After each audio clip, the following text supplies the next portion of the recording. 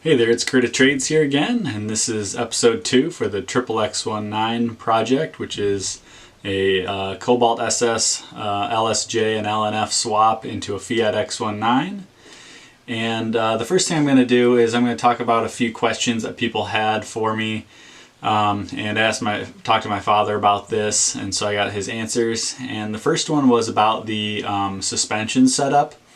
And when he built the chassis, he built it basically out of chrome moly tubular steel. And he actually built a surface plate specifically for this build and for any other ones that he would have in the future. So he made a perfectly flat plate that he could build the chassis on, so again that it's square and level. And what he did was, after he had the main chassis set up and built already, he had little outriggers on the sides that would basically go where the wheels would be, so they could be down below the surface of the surface plate, so down below where they would sit on the ground. And he had little hooks in the edge of the surface plate, so he could raise them up and put the tires at different heights. So if it was on bump or on droop or sag, and he could change that and see what the suspension would do based on the ride height. So he started off basically where it would sit when it was on the ground at level, and he set up the adjustments for the suspension components as in the center of where they could adjust from, and equal length each direction from where the center was. So he made that right from the center, and then he took it up and down to where it would ride for street or track use. And it has very little movement in the suspension, so it only goes up and down a few inches just to keep it stiff. And again, it's going to be a pretty low car, so it's mainly focused on cornering and track use again, even though it's street legal. And so it's pretty even, and he set it up as even as he could without actually testing it. And then once he finishes it, he can adjust it as necessary. So it's pretty even. It's not super far toe in or toe out on bump or on sag, and again, it doesn't move a whole lot up and down. There's not very much travel in the suspension, so it stays pretty even most of the time, which is what you want for a race car. The second thing I had someone ask about, I saw a guy doing a similar swap into a Fiero, and he was asking about the shifter. And my dad used a shifter out of a Ford GT, and he made a custom aluminum shift handle for it. It's hollow, so it's super light, but he picked one up for pretty cheap from a buddy who had an extra one. So he put that in there, and it has a reverse lockout as well. Another really intricate part I wanted to touch on was the oil pan, and this is actually the stock Cobalt SS aluminum oil pan. And the reason he used it is because it actually is a very important structural piece, because it conjoins the transmission and the motor.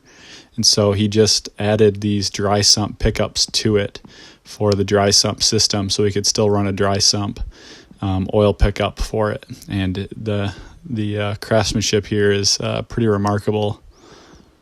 And now I'm going to show you some video that I took the other day when I was with him. And he's going to kind of explain a little bit about the car. We're going to look at the electrical setup and how the tunes will work, and a few other things. So I hope you enjoy. It'll be 50 more horsepower than what's in it. 50 more horsepower than the yellow Cobalt was. For this motor here? Mm-hmm. Yeah, and that one was fast as is. Yeah, and a 1,000-pound heavier car. But I got a lot of tools out. That's good. But I got all the sheet metal going together on like down in here. So what I'm going to do is I'm finishing the engine bay right now. Oh, there's your coolant pipes there. Yeah, those are coolant pipes. That's the shifter rods. But the battery, the dry sump tank, the fuel tank are all in there. The intercoolers are there.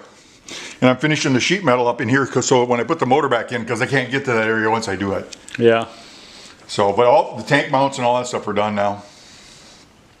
But I showed them what I got for header and for, see, I modified my intercooler.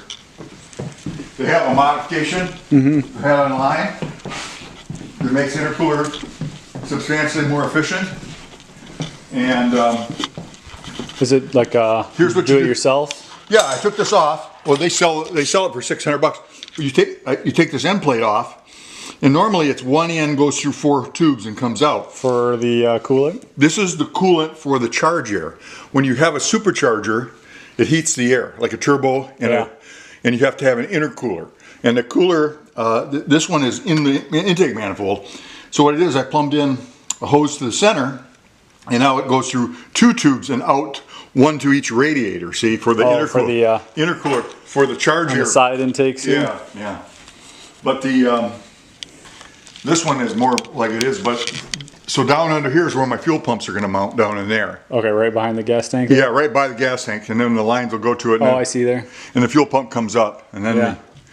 But the fuel pump, the tank, and all that. And I got the sender in the tank. The tank's done. It's all coated inside. Is it made that shape just so the motor will fit there? That was a cutout in order to get the motor in and to get the lines, the shifter lines and stuff to it. Right. All right, because the intake, the supercharger's right into that. I see. Yeah, the intake, the shifter lines go right over that side. So it kind of has to be come right through there. Not a 90 turn. But the gas tank's in it and all that. Yeah. All the carbon brackets are bonded in now. Oh, nice. Yeah. I like just the simple strap to hold the tank in. Keep it simple. Yeah. It's easier that way. You can take it out and change it if you need to. Well, yeah. You have to pull the engine to get the tank out. Yeah. Oh, yeah. But kind of in the way. Yeah, once I get it in. But the like I said, the intake manifold's modified in the header, and I told them what I had done there, and they said, okay, with those mods and the way I got my intercooler set up, I can run a smaller pulley and a different cal and a bigger set of injectors. What kind of boost are you looking at, do you think? With that one, I'll probably be 15 pounds of boost. With your drag race one or this one? With this one. The street one, yeah. This one will be 15 pounds of boost probably. With a good intercooler and a good header and a good intake system. Is that for the dry sump there? That's a dry sump. Yeah. There's the starter down there. Yeah. And the alternator fits there. So the whole thing mounts. And then the supercharger bolts on that part of it. Oh, I see there. That's where the supercharger's sitting over there, and the supercharger goes on top of it. But so once the tin's done, then this harness gets put on the engine. Oh, you got your harness, right? Yeah, here's my harness. This is my harness and computers. And this harness gets put on the engine, and then it all runs off this computer. And this is my fuse box for my pump fans and all that stuff. So I got to wear my fans and my pumps for my intercooler. So if you're going to change the tune, how do you do that? Do you have to hook something up to that, or you can swap out different ECUs? They can take your ECU and put the cal in it, or they can do a cal download over the phone. They can take your reading. So how would you, once you get your download, how do you get it into the car then? Do you have to? You can have them. They can put it in the car. From a dongle. They can put it in the car from this. Yeah. Okay. Okay. Cool. And they can tune it. They can do remote tune. I may need your help for that because the remote tune stuff, you do a data dump.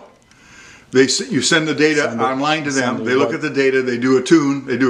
And once you buy a tune from what do you attach to that then? Just an OBD2 reader? That's an OBD. Oh, so any OBD2 reader can do it? I believe so. You might need a special one. Yeah, you might need a special one, but that's nice though. That it has an access port for it. Yeah. Plus, I got 2 computers, so I can actually send them a computer with a dump while you're waiting. While I'm waiting, if I'm not driving it. That's probably easy to change out. The computer all the computer and stuff. Yeah, actually, this winter is going to make a big change. This thing's going to have a hinge door on it. Oh, okay. So you can access it from the. My computers and all that stuff are going to mount here and then just hinge up. See? Nice. And then I can get my battery, my dry sump tank, and all that stuff. Oh yeah. And my starter, alternator, all without taking the motor out. Without taking the motor out. That's a good plan then. Yeah. So you can't do that on aerial atom.